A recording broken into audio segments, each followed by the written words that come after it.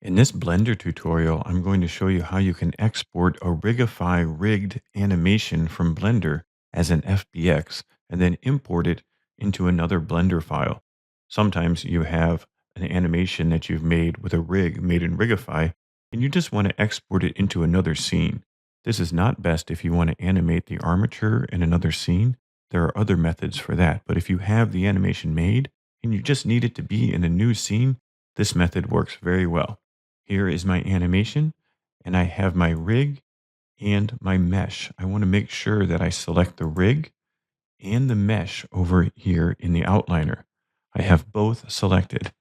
Then File, Export, FBX. Navigate to where you will export your FBX.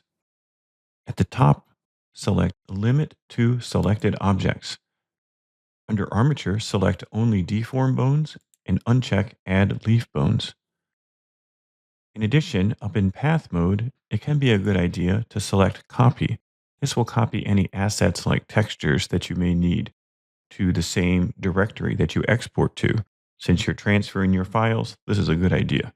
Then click Export FBX.